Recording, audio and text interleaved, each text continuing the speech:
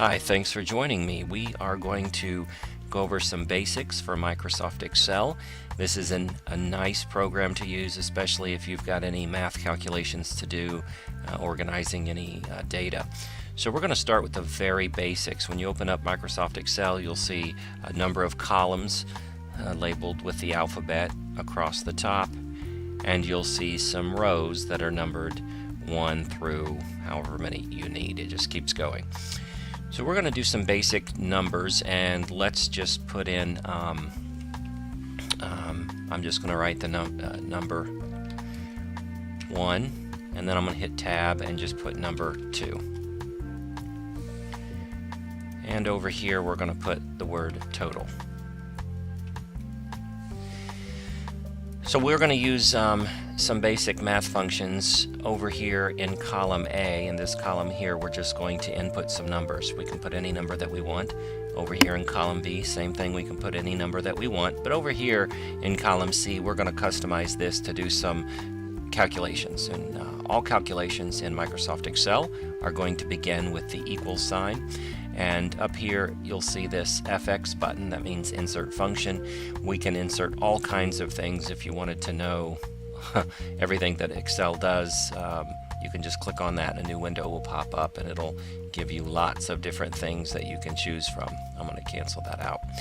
So I'm just going to click up in this little bar up here, and I'm going to hit the equal sign, and now I want to do just some simple addition. Let's stick with something really simple. So I want to add these two numbers together. Whatever is in column A, I want to add it with column B, those two numbers together. So I am going to start, I've got the equal sign, I'm just going to click over here in A2, and when I do, you'll see that right here A2 comes up. That's that cell. And then I'm going to hit the plus sign, and that means I just want them to add. I'm going to add that with B2, and then I'm going to hit enter. Now you can see that the total is 0. I have no numbers entered in A2 or B2, but if I were to go back and add, let's say 4 and 5, then the total is automatically changed to 9. That's pretty simple. We're going to make another one, let's say down here, or go down to C. We'll click on C3, and we'll make this one a multiplication. So here, we're going to hit equals,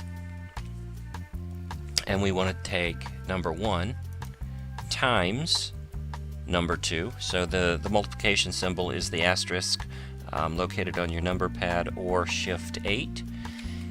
Looks like a little star there.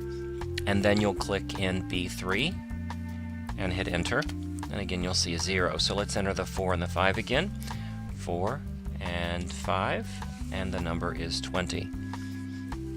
That's kind of cool, but it can do subtraction and division as well. All we'd have to do is, when we make our formulas, we can change from addition to subtraction or multiplication to division. That's the basics. We'll do a little bit more in a little bit. I hope this was helpful. Thanks for joining me.